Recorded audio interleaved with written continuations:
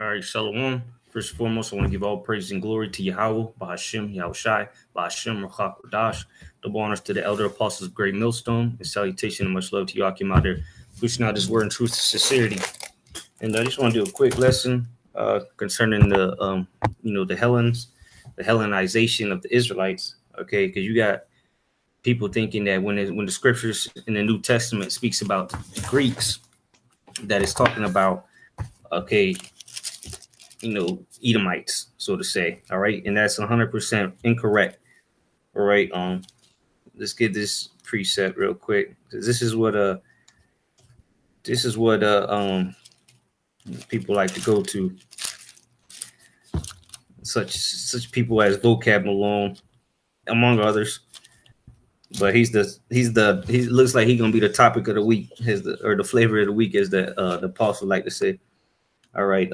This is Galatians chapter 3, and I'm going to start at 28.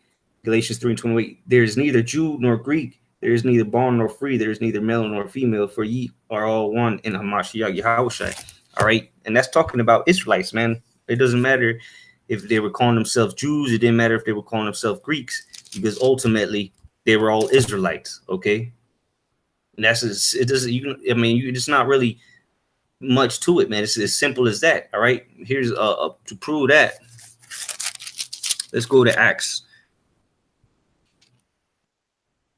or not Acts. Salak. What is that? Luke 23. Actually, this is Luke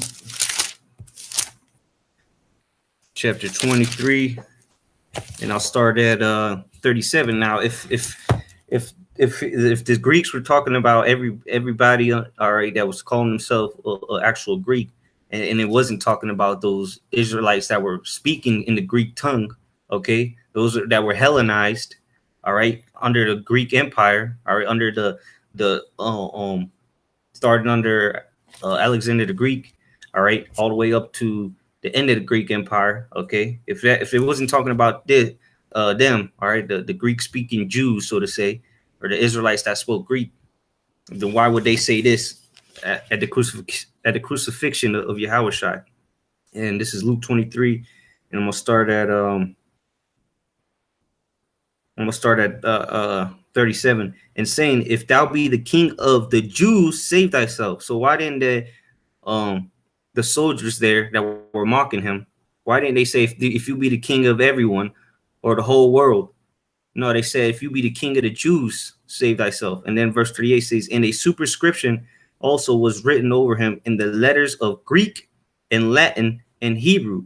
This is the king of the Jews. So why didn't it say this is the king of the world, or this is the king of everyone? All right.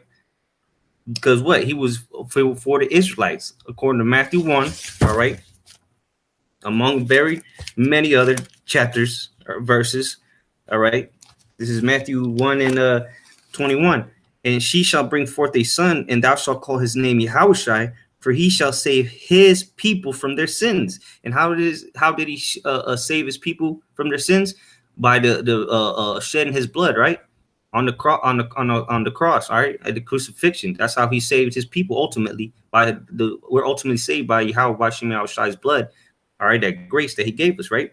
So why did it say that he shall save his people from their sins? And then the soldiers told you who his people was. It said back in Luke 23 and 37, it's saying, if thou be the king of the Jews, meaning that's his people, all right, save thyself. And a subscription also was written over him in the letters of Greek and Latin and Hebrew. Because why? Because Israelites were speaking Hebrew, they were speaking Greek, and they were speaking Latin. It's that simple. All right. Because why? They were Hellenized, all right, during the Greek Empire. Then during the Roman Empire, they started speaking Latin, which was the language of the Romans. But what? Their actual language of the Hebrew Israelites was Hebrew. It's plain and simple. All right. And now let's get in the matter of fact, let me get this account in this book here. It's called Archaeology in the Land of the Bible. All right. Archaeology in the Land of the Bible. All right.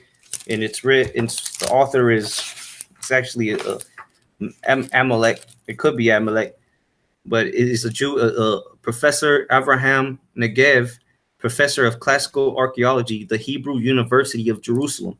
All right, so this is a guy that professor in Jerusalem, all right, in Israel over there, that wrote this book, put this book, collection together. Okay, all right, and this is on page 29 under the Hellenistic period. All right, the chapter of Hellenistic period. All right, where is it at? There you go. Get it on the camera. The Hellenistic period. Okay, and first, before I read, let me get that word Hellenistic. The etymology of that of Hellenistic. Let's see what it says.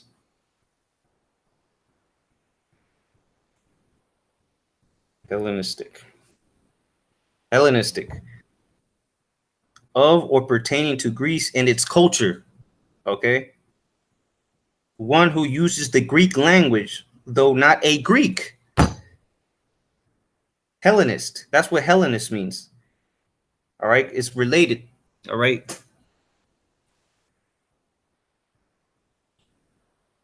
Read it and weep. Right there at the bottom. What's it say? It's a lot, I can't. Right here.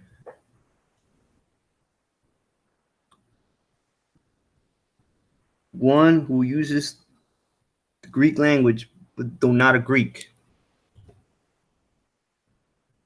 That's plain and simple. So the Hellenistic period was when the Greeks were converting everybody to their what? To their culture, to their language. That's what the Hellenistic period was about. And what is a Hellenist? One who uses the Greek language, though not a Greek. So that's what the Greeks that it's talking about. All right, in the New Testament, they're Hellenist. All right, one who uses Greek language, so they were speaking Greek. All right, most of them were under Greek customs, Greek culture, but what? They are not a Greek. They weren't actual Greeks. All right, they were Hellenized. So let's read this now in the book. All right, page 29. I'm gonna jump down to the points. Let's see.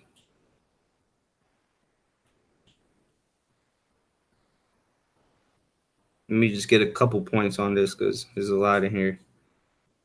Okay, let me just say the policy of Alexander the Great and his Ptolemaic and Seleucid heirs. All right, and who came out of Seleucid? One of the generals of Alexander the Great, Antiochus. All right, Epiphanes, surname Epiphanes. So Antiochus the fourth, which we're gonna read about him here in a second. All right, but continue on. It says was to the policy of Alexander the Great and his Ptolemaic and Seleucid heirs was to implant Greek colonies wherever possible in order to serve as centers for the diffusion of Greek culture. All right, so now let's look up that word diffusion. So that's why they were setting up. They were setting up different Greek colonies so they could serve as centers for the diffusion of Greek culture. And what is some of the land they conquered? Well, there's a little map right here. The Holy Land. This book is about the Holy Land, so that's what it's talking about. A lot of the Greek colonies were set up in the Holy Land, but Israel was already spread out through all that land anyway. All right, Asia Minor area, and so on. Because we are as the sand of the sea, and we were scattered abroad.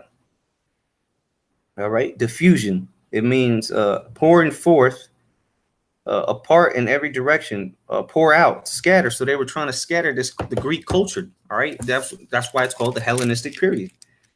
All right, the most. Let me jump down. Go to the next page, actually. All right, here we go.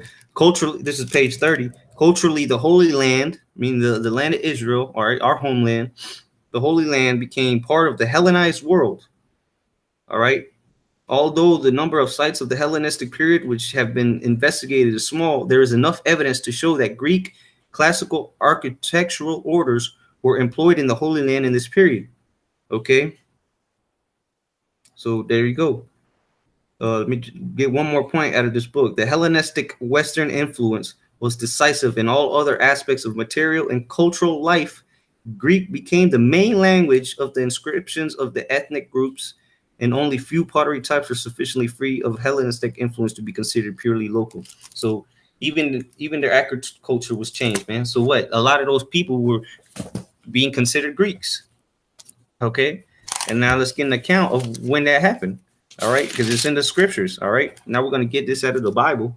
All right, this is first book of Maccabees, chapter 1, and I'm gonna start at the top so you know who we're talking about, because we just read it in a book of secular history.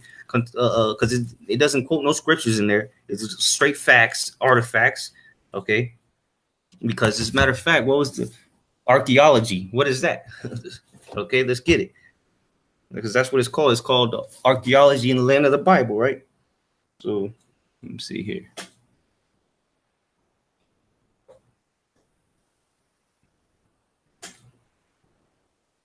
Archaeology. Let's see the etymology of that. It means ancient history, the study of ancient things, study of ancient peoples and past civilizations. So there you go.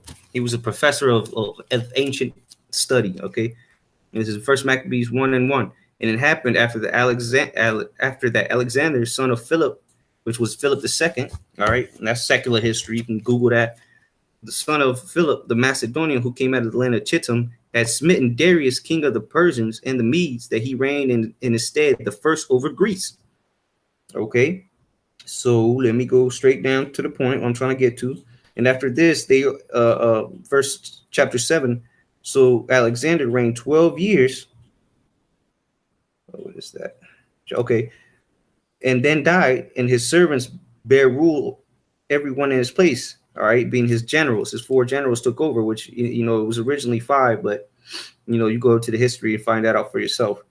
All right, and verse 9, and after this death, they all put crowns upon themselves. So did their sons after them many years, and evils were multiplied in the earth. So when the Greeks, or the so-called white man, took it on the name of the Greeks, this is when evil was multiplied. All right, and there came out of one of them a wicked root, Antiochus, surnamed Epiphanes, or Antiochus, surnamed Epiphanes, son of Antiochus the king. And Antiochus, all right, was from the Seleucid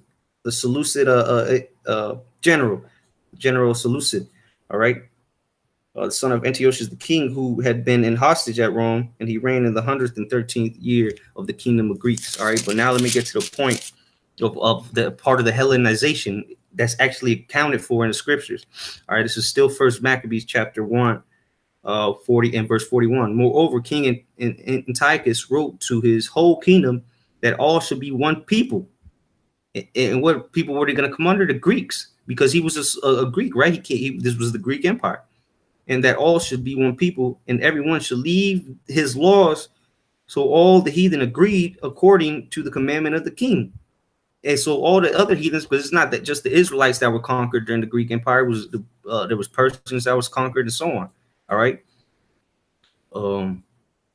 Where was I? Yea, verse 43. Yea, many also of the Israelites converted to his religion and sacrificed unto idols and profaned the Shabbat. All right. For the king had sent letters by messengers unto Jerusalem and the cities of Judah that they should follow the strange laws of the land. And but what there was Israelites outside of Jerusalem and Judah. All right, they were scattered scattered abroad already. Okay, they had already been scattered. All right, so they were from the time that the Greeks started taking over. It was a vast place. All right, that's in one of these books actually. Let me get it. Another book, Ancient Empires. There's a map on here. All right, of how vast the Greek Empire expanded under Alexander the Great, and then his generals. Okay, here's a good map right here. There you go. Okay, all the way up. What is that? Italy, right next to Greece, Asia Minor area, all the way out to India. All right, Egypt, and the Holy Land. All right, it was all that. So there was Israelites scattered all abroad, man, the whole world. And some of them were being called Greeks. Because what? As we read, they were Hellenists. They were speaking Greek, but they weren't actual Greeks, man. That's simple. Plain and simple, man. And there's an account of it in scriptures right there. First Maccabees. That's why they want to take the Apocrypha out of the scriptures, man. But there it is, man. I just wanted to do a quick video on that, man. Lord's will, it was edifying. Shalom.